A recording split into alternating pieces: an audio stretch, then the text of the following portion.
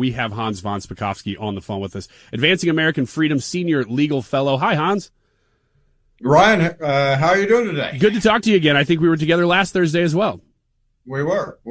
So last Thursday we talked a lot about Supreme Court. We were kind of on the heels of a big session that had just come through. Right. Before we get into, I want to talk with you a little bit about where we stand with rogue judges. It's just something that's been on my mind that I thought, I get to talk to Hans, ask him about that. But before we get into that, are there any thoughts about what Trump may be saying tonight? You know, we've just been sort of looking ahead at what this address may mean tonight, and apparently he's going to talk about election fraud.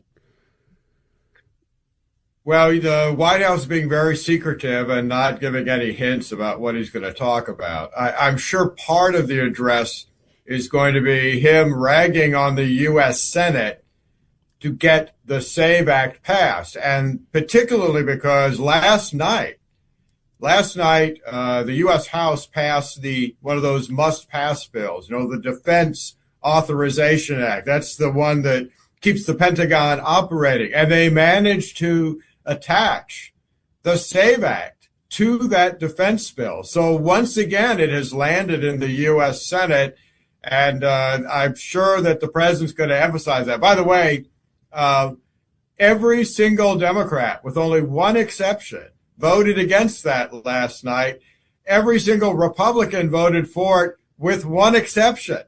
Representative Massey, who, from Kentucky, who just got defeated in his primary. I also have no doubt he is going to be complaining about the fact that the Department of Justice, remember, has been trying to get hold of state voter registration lists so they can verify the accuracy and currency of the people who are on those lists. And all they've met with a few exceptions, is obstinate defiance by many states and rogue federal judges, almost all Biden appointees, saying, well, you're not entitled to this, even though under federal law they are. Okay, so that's interesting that you say that, because that's a big question. Is that working its way through the courts right now, that Trump is saying we absolutely are entitled to this, and are judges blocking it? Yeah, in fact, I have an article that's about to come out that contrasts a very liberal Biden judge in the District of Columbia who issued an injunction saying that states are not allowed to access Department of Homeland Security database records to check for aliens. And we have a Florida judge, another federal judge, who issued an order last week saying, well, yes, they are. So you have these two federal judges with completely conflicting opinions. I can tell you the Florida judge is correct and the D.C. judge is wrong. Okay, then what happens in that circumstance? Does that go up to the next level of court? Is that the Supreme Court? Yes. No, they're going to have to go up to the Court of Appeals. Okay. Now, the Justice Department could ask for an emergency appeal before the U.S. Supreme Court. Would the Supreme Court take it up? Maybe, but remember, they're all out for the summer. They're off at their summer homes and not really paying that much attention to what's going on these days. And we wouldn't want to bother them to do that kind of work. Hans von Spakovsky with us, Advancing American Freedom Senior Legal Fellow. So Hans, I'm kind of rewinding here, going back to the early part of this second Trump administration, where we learned some names of judges because they were so out of hand that they were blocking just basic things that Trump was trying to do as president. And one of them was Boasberg is the name that sticks out the most. But then I recall, and this is what I'm asking you to kind of clarify for me. I recall that there was some sort of order that said, well, you can't issue those kind of nationwide injunctions anymore. Is that right?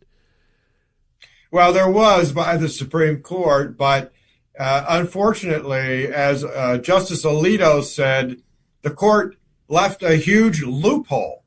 And the huge loophole was that there's rule in the federal rules, without getting into a lot of detail.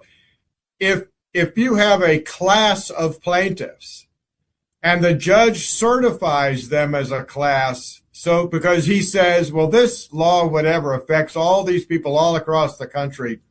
Well, then, in those circumstances, sometimes a nationwide injunction is justified. But what's been happening is the rules are very strict. You are not supposed to certify a class except under very limited conditions.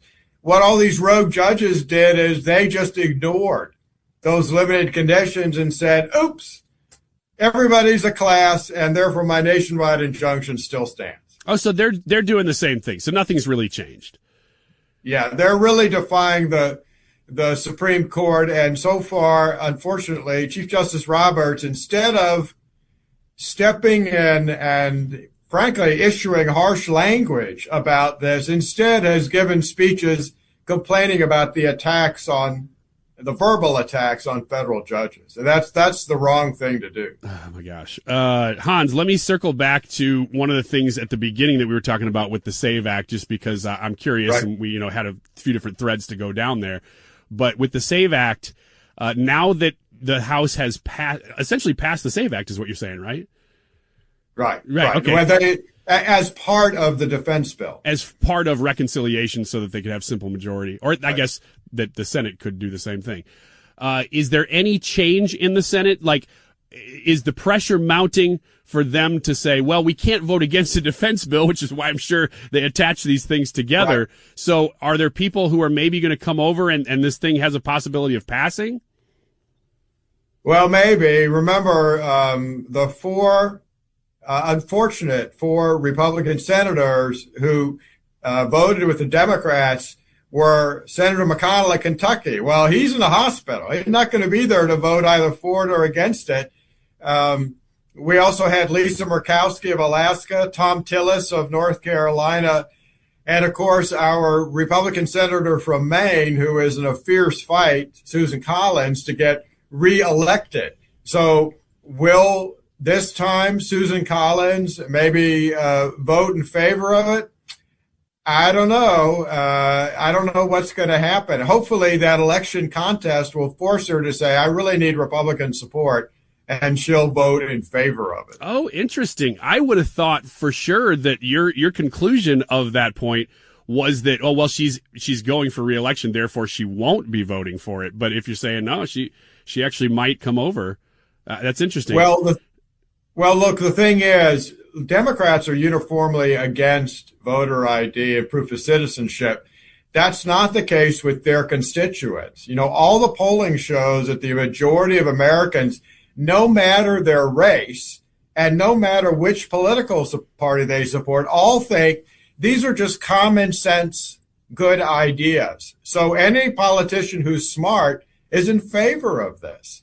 Yeah, absolutely. And she'd have to make that case. Although I just don't understand why somebody like Tom Tillis of North Carolina, other than to hold a grudge. I mean, Murkowski, she's always out there. But Tom Tillis, what are you doing? It seems like it's just personal at this point.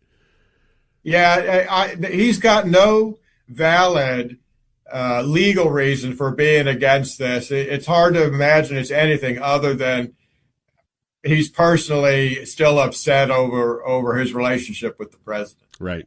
Well, Hans von Spakovsky, always appreciate being able to talk to you, and I thank you that I've been able to talk to you 2 weeks in a row now.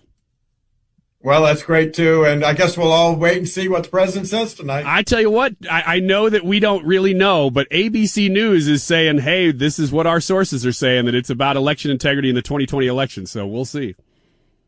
Right. I don't doubt that. All right, we'll see, and then we'll talk to you next time. All right, thanks, Hans. All right.